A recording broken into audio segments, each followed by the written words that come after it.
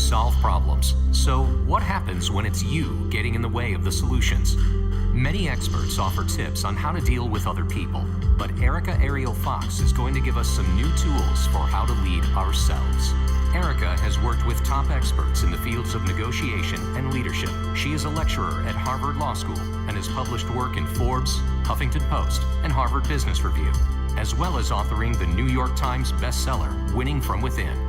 Founding partner of Mobius Executive Leadership, she provides advisory and consulting services to top leaders from around the world.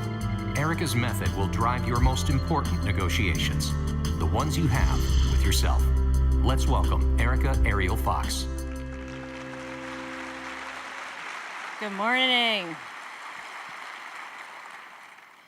It's wonderful to see all of you in this incredibly beautiful and grand hall, and also to welcome the people who are watching all over the United States today, and to welcome, as has been said here, the extraordinary 105 countries, people all over the world who will be watching the magic that is unfolding here. I want to just give 3 specific welcomes. One is, 3 years ago, I got married to a lovely Dutch guy. And that deep love led me to move to the Netherlands. I don't advise that. However, in solidarity with my new country, I want to say, Goedemorgen to you and all the Europeans who are here. Goedemorgen. Lekker geslapen. Excellent. I also just came back from a beautiful trip in Bali with a dear friend of mine. We also had a short stop in Singapore. So for any of you in that part of the world, here in the room or watching later, hearty welcome to you.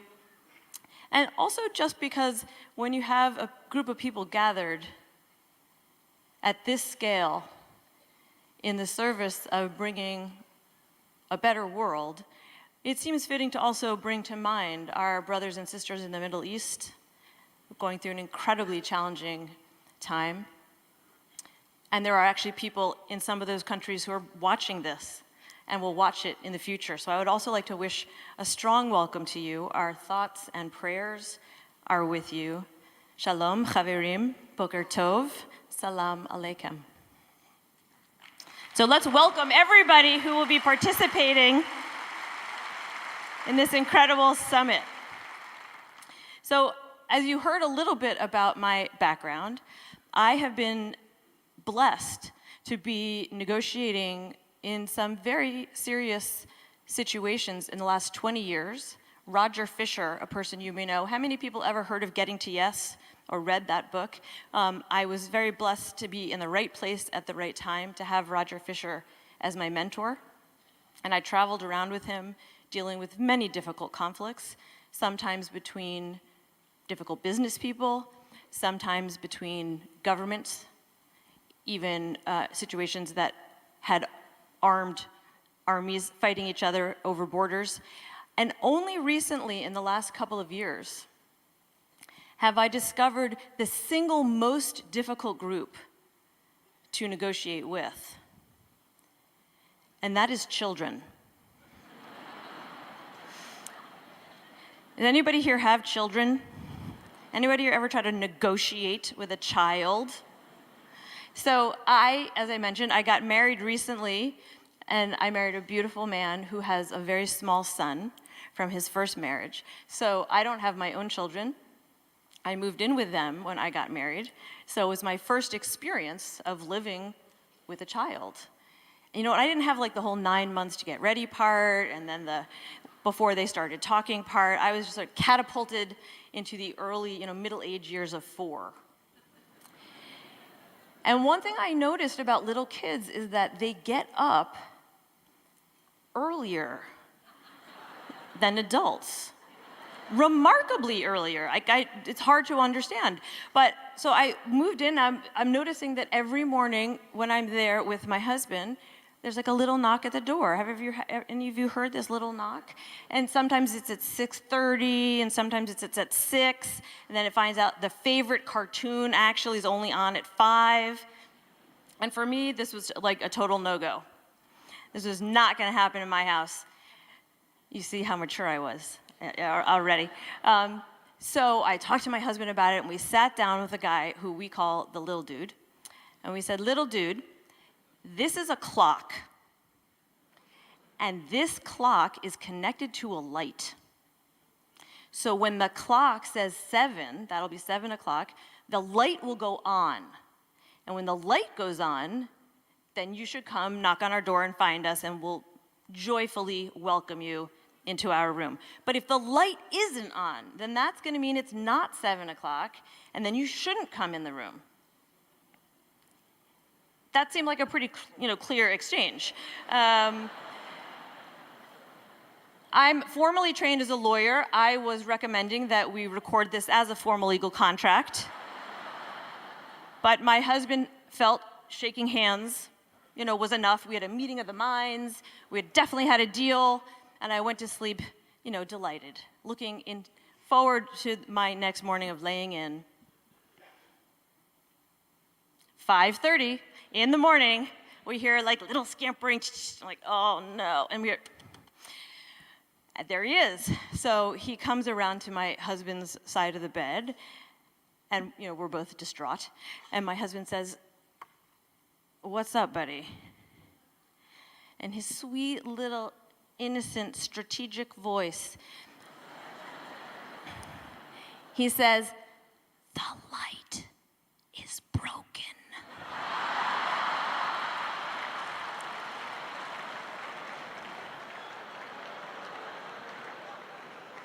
Who can fight with that? I mean, that's like a level of negotiation skill.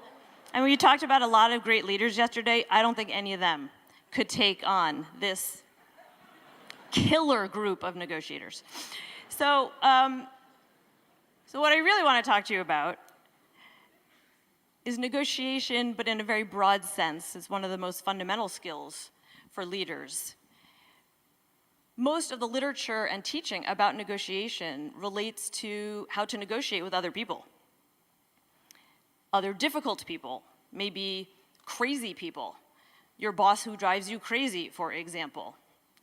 The wife who says, "How does this look?" There must be many courses on how husbands should answer that. That came up yesterday. But I want to talk to you about negotiation in a different way.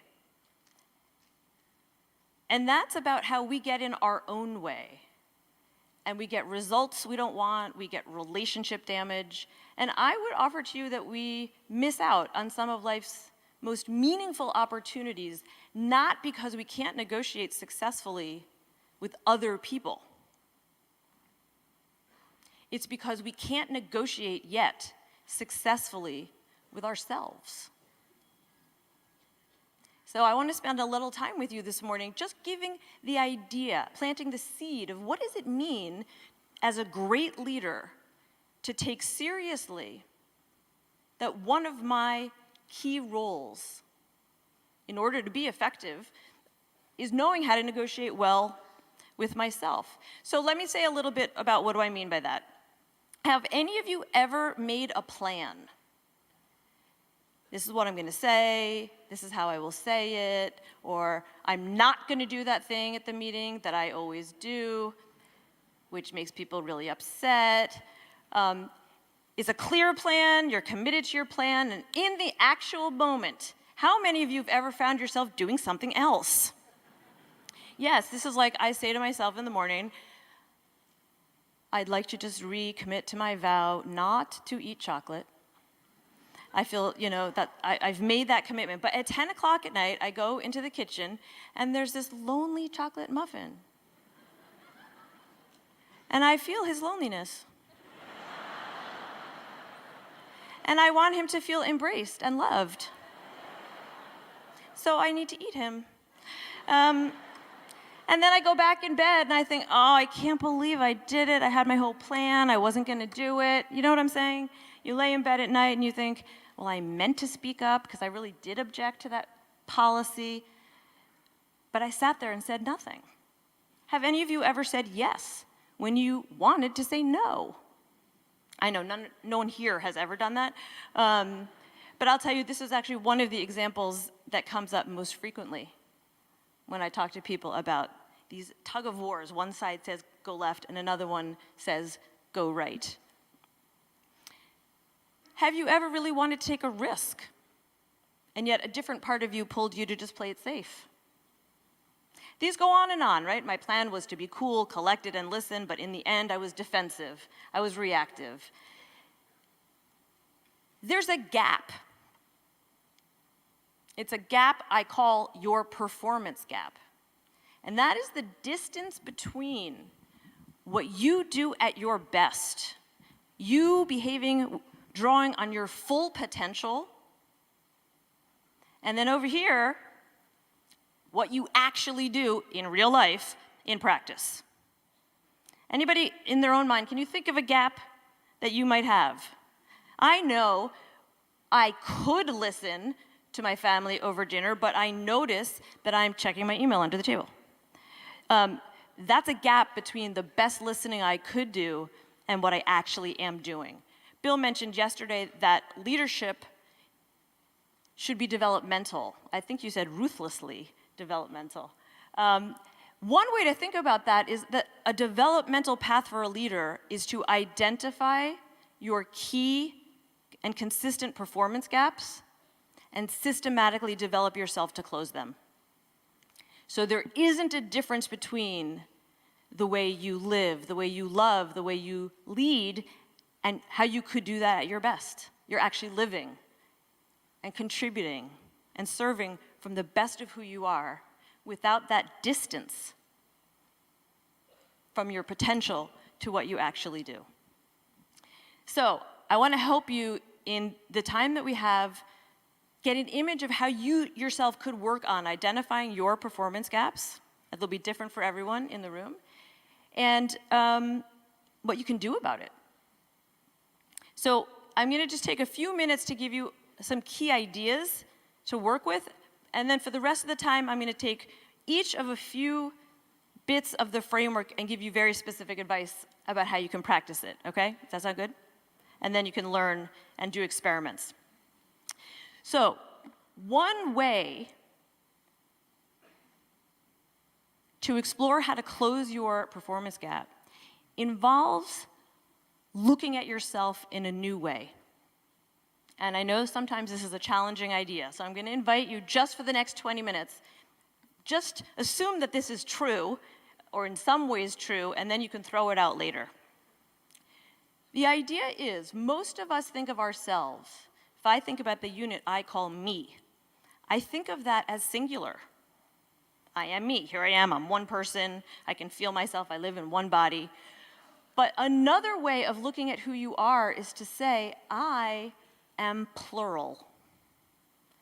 I am not singular. And we have voices over centuries and centuries from across the world expressing this idea in different ways. Walt Whitman, poet, famously said, I am large, I contain multitudes. Mythologist Joseph Campbell, nodding to the same phenomenon, described a human being, many of you have heard this, as a hero with 1,000 faces. Right? It's not just one face. It's 1,000 faces inside of us. And the amazing thing about the last 10 years is backing up what philosophers and poets and psychologists have been saying for a very long time. Now we have brain scientists saying, we're doing research in labs that backs this up. So for example, science writer Stephen Johnson said, when we look at scans of your brain, what we learn is each one of you is more like an orchestra than a soloist. You, me, all of us here, everyone watching, you are more like an orchestra than a soloist. Think about that. So if you're only playing one or two instruments, think of the potential that you have now that is untapped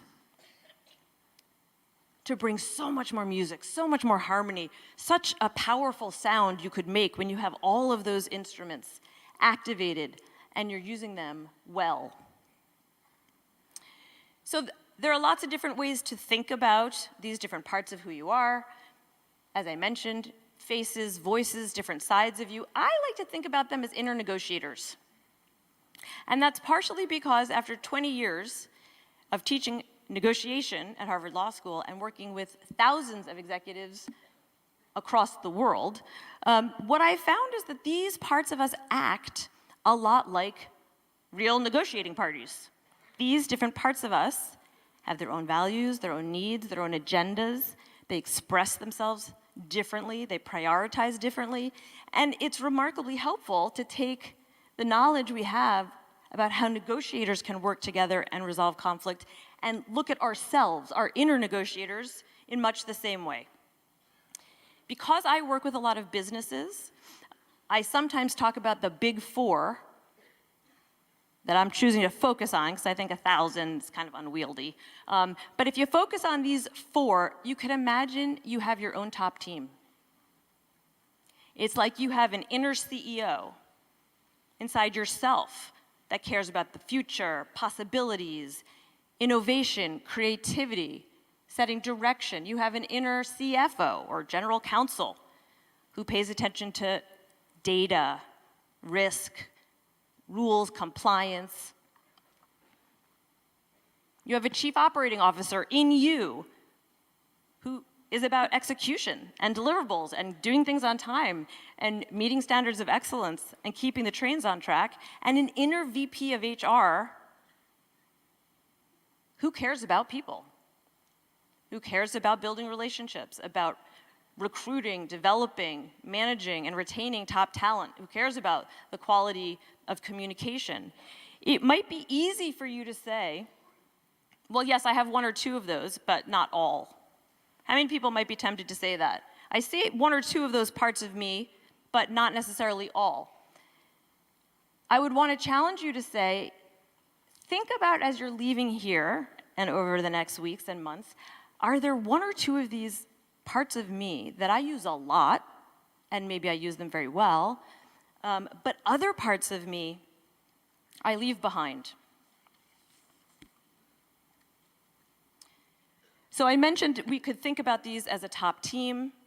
I also use much more general language when I talk about them, which is the dreamer, the thinker, the lover, and the warrior, because you can tap more easily into these parts of you, I think, if you don't connect them to these very narrow corporate roles. So what I want to do now is just give you a quick story and piece of advice on how you can develop your capacity on each one of the big four. The first one is the dreamer.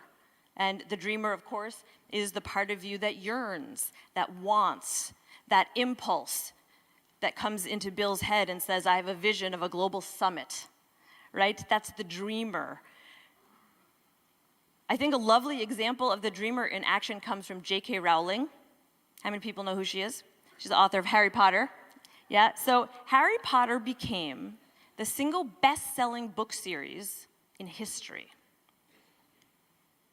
But before Harry Potter came out, J.K. Rowling brought her manuscript to 12 different publishers. Every one of them said no. Every one of 12 publishers, yet she kept going, kept faith with her dream because she was determined to bring out this set of stories. And I think of the dreamer in another way, which is, yes, actually it's true in our lives, not every dream comes true. But sometimes the dreamer knows to look for the dream beneath the dream. And I'll give you a personal example of what this means to me. As I was growing up, I would have never in my life pictured myself not having my own children. I could not have imagined that that would be what my life would unfold to bring. Yet here I am, I'm in my mid-40s, and I'm not closed to a miracle. Truly, I'm not. But barring that, it seems scientifically unlikely that I will have biological children. Yet I have a dream, I have a lifelong dream of being a mother. So then the challenge is, what's the dream beneath the dream? I can call it having a child, but maybe there's a dream about experiencing unconditional love. Maybe there's a dream about being part of a family, and it's not going to be the most traditional definition of family, but I'm going to have that sense of commitment among friends and community, or among myself and other people's children. So when you think about developing the dreamer, I would ask yourself, is there a dream in me that I have left behind? And like J.K. Rowling, if I just kept trying at it, then maybe, if I believed in it and I kept going, it would manifest. Or is there a dream that I've abandoned because the specific way I wanted it isn't going to happen? I'm an entrepreneur, and I wanted to build my own business, and at this stage in my career, that's not too likely. Okay, fine, you're not going to build your own business, but you have an entrepreneurial drive. Your dreamer wants to create, wants to start. So what project can you initiate? Maybe it's not a whole company, but what can you generate and use that entrepreneurial dream to build something and do it? So that's my thought for you about the dreamer. Developing the thinker is the next of the inner negotiators. For some of you, I think the advice I want to share will not be entirely welcome. But I feel I must tell you what my best advice is, and then you can always disregard it later. So I often am asked to help people who are in situations of potential influence, where they're hoping to get other people, decision makers, to do something that they feel passionate about, and they're frustrated because they're not being effective in their influence. So very recently, I met with a group of people who are human rights activists. They're very frustrated that they can't get the companies headquartered here in the United States to change their policies, their labor policies for workers in factories in many other places in the world. There are human rights abuses. There are many very troubling things happening in these factories. I'll just give you the smallest example. Someone is working there, trying to get a factory to install smoke alarms, not just fire alarms. And they're saying it would save an unbelievable number of more lives if smoke detectors were installed as well as the fire alarms. And the company is saying it's 99 cents more per person to do the smoke detector and the fire alarm. So we're comfortable with the risk we're taking with the fire alarm. And these people are just making a very compelling moral argument, right? People's lives are at risk. It's just the right thing to do. Can you really sleep at night, sir, making this decision, not doing the morally right thing? And the painful truth is, yes, that particular business person can sleep at night. He's a high thinker, and moral arguments, even if they are right, may not influence him. So what I advise them, and I would advise you in a similar situation, would be, can you articulate a business case for the morally correct action you hope to bring about? Rather than going to people who are high thinkers and asking them time and again to see the righteousness of your choice, you also can show them why it'd be better for their business. What's the likelihood that the media could find out about these practices and have it damage their brand? What's the possibility that something could go terribly wrong in the factory that could have been prevented by this little step? And then what's going to happen to their sales, to their stock price, to their core customers? You can make a business argument to thinkers if you want to move them. So my recommendation would be, if you're really not a numbers person, you really don't like thinking about things in quantitative terms, you definitely, like me, don't want to use Excel, go out and find some data. Get some facts, learn how to make a compelling business argument that has things to do with evaluating risk, probabilities, and different consequences. That is a way you can start to use your own thinker to be more influential with certain people. The third I want to talk about is how to develop your lover. I know when people hear this word, often you have an image of romantic love in your mind. But in a grander sense, the lover is the part of us designed to love. for anyone who was in this room or watching yesterday these kids on stage, I think we all had a moment of contact with our lover, right? Love is one of the most absolutely fundamental, inborn, innate human strengths, and it applies to many, many parts of our lives. Here's an example of a person who I would describe as having a relatively low lover moment. A global management consulting firm who I work with, man came over to me and he said he had a really difficult conversation with a client. He said the client, out of nowhere in the middle of this dinner, turned to me and he said, "Nigel, do you care about me?" And Nigel said, "I didn't really understand that question." But I said, "Yes, of course I do." He said, "But the client wouldn't let it rest." He said, "No, I mean, you care about solving my business problems. But what I'm asking you is, if I got fired from this job, would you still call me?" And Nigel, who was talking to me, said, "I was dumbfounded. Why would he want me to call him if he'd been fired from the job? What would we even talk about?"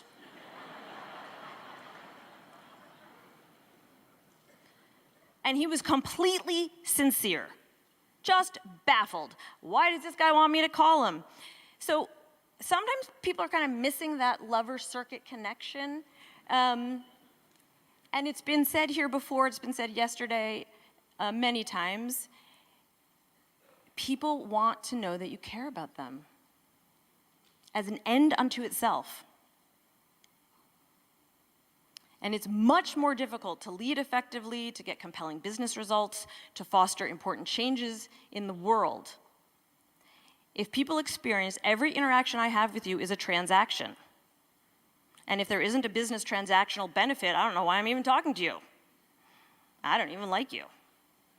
And this is a very important point for business people, to try to find the places where not using their lover is getting in their way. And just to follow my own advice about talking to thinkers in thinkers' terms, it will cost you a lot of money if you don't do this. I promise. And I'll tell you an example. I have a friend who's also a Wall Street investment banker, and he said, this is a really difficult time for us. We have all these clients leaving and going to other advisory firms. And I asked one of the clients, sort of an exit interview, why he was going. And I said to him, we have the best studies, the best quantitative analysis in the world. I can't imagine that you don't trust our recommendations. Do you not trust our advice? And he said, the client looked him straight in the eye and he said, you know what? I do trust your advice. I don't trust you. And that's why I'm leaving. Because there are other investment advisories that can give me good evaluation and investment coaching that will make me feel cared for and valued, and not just like another number, another check, another folder, another tick of a box. So, and that's where it really hits you when your clients start leaving. So I promise you that there are bottom line implications to this. Finally, you want to learn to develop your warrior. And I think that the warrior has been portrayed here very beautifully by Bill's father. And don't call me. And I thought that until I saw the video of Dr. Scott. Now I realize the warrior thing has just gone to a whole new level. So, but really, sometimes the warrior gets a bad rap. And what I want to say to you is every one of your inner negotiators is a crucial member of your inner team. If you think about a real top team, if you were missing one or two of those C-suite executives, then that group is not making its best decisions. It's not choosing the wisest course of action because it's missing these important perspectives. If you have a real top team where one voice dominates all the time, again, you are hugely sub-optimizing the potential of that team. It's true for you as well.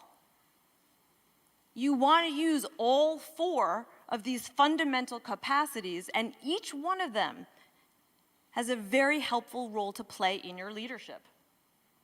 So my last story I'll share just by way of leading up to some advice. A bunch of years ago, I was asked to come in to have a crucial conversation, a difficult conversation, with a client who had not been chosen partner in his firm. He had been at a vice president level, and at that time, what they do is they convene a committee, people come together, they review, all sorts of documents, and they can elect or not. It can happen 3 times in this firm. If you get turned down 3 times, then you need to leave. So this colleague of mine they put together a committee, they brought him together in the first year. He didn't get it. But he thought, that's okay, that's why they have 3 years. And he wanted to maybe get more clients or see how he could contribute it to more internal firm situations, sort of build his internal brand. Year 2 comes around, hoping, not elected. In the 3rd year, he had a terrible year. He barely saw his family. He traveled all over the world. He was trying to tick every box he could imagine. He wrote an article and had it published. He was like uber vice president guy.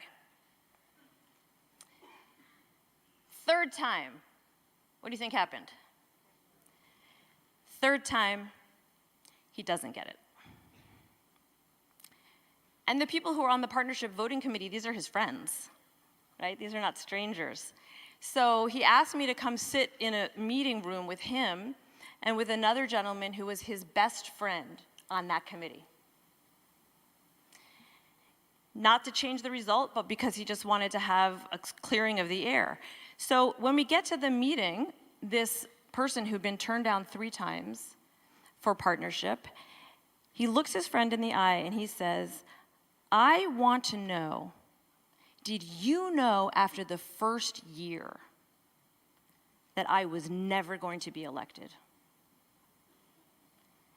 And his friend sort of looked down and he took a deep breath and he said, yes, I did know. So of course, the executive who didn't get elected came back with some emotion and saying, then for God's sake, why didn't you tell me? And the voting partner from the committee said, because I didn't want to hurt you. I didn't want to hurt you. Right? Am I going to say to him, look, it's not just that you didn't win this year, you're never going to get elected here. Right? Who says that to a friend? But this is why the warrior is important. Because sometimes telling a hard truth and telling it lovingly is the right thing to do. It would have been protecting his friend a lot more. And I agree here very much with the kind of thing that Joseph was saying. You don't have to choose between being a loving spouse or a supportive colleague or, be a mean bully and have really tough conversations with people. No, the art is in doing these together, using members of your big 4 together, giving tough feedback while affirming, I value you, I see a future for you at our firm, and there's some performance issues that we need to talk about, and if you don't turn them around, I think we're going to have a problem. So I would encourage you, I don't remember if I gave you a lover piece of advice. I want to give it to you now. For those of you who are working on your lover, I would encourage you to have a practice before you go into a tough meeting or you go into what you know is going to be a situation where you are vulnerable to get defensive or reactive and not listen. Do a simple practice of calling the name and face of someone you love into your heart. It takes 30 seconds. Just picture that person and maybe send them a little love or make a blessing, say a prayer for them. Just connect to them in some way. It will soften your heart. And when you go into that meeting, remember that one of your primary tasks is connecting with people and letting them know you care. If you want to work on warrior, here's some advice of practices you could do. Number one, find some places in your life where you're saying yes today and start saying thanks but no. Bill talked about this beautifully, I think, when he was talking about the drivenness of trying to achieve your vision. But sometimes the most healthy and most skillful action comes from saying, actually, I can't do it this time, even if the only reason is I'm really burned out and I need to protect my resources. So I'd love to do it, but I can't. You might also choose a tough conversation in your life that you're avoiding, something like this partner, and challenge yourself. Is there a loving way I could have that conversation? Maybe not your worst conversation ever of your whole life that you've avoided for 80 years, but a conversation could be as simple as giving a little feedback to someone at work that you're avoiding, quote unquote, because you don't want to hurt them. And experiment with the idea that kindly delivering truth is helpful. So I'll close with just a very, very short story. I'm going to come back to the guy who violated his contract, the light and the clock. I've been considering litigation for that. I'm not sure it's worth the attorney's fees. Like Bill, my new family is Dutch. And like you and your dad, we have a sailboat. Go figure. So I was sitting with this guy, little dude on the boat one time, and he's working with all of these ropes and trying to figure things out. And I could see he had a book in front of him of different sailor knots. And that he was just getting frustrated and, it wasn't happening. So I leaned over to him and I said, "Do you know how to make that knot?" And he looked up at me with this sort of startled face and said, "Not yet." And I loved him in that moment so much, because how many of us would have just said, "No, I can't." But he said, "Not yet." So I really want to leave with you the challenge to dig deep, to grab the full range of your human potential in service. Don't let yourself off the hook. Don't say, "Well, that's not me." You have these parts of you in you. And as you go forward and you encounter the feeling, I don't really know if I have the capacity to do this, think of this little kid and just say to yourself, "Well, I don't. Not yet." Because there is so much beauty and impact and influence that you can have as you really start to develop all of these parts of yourself. Thank you, and God bless.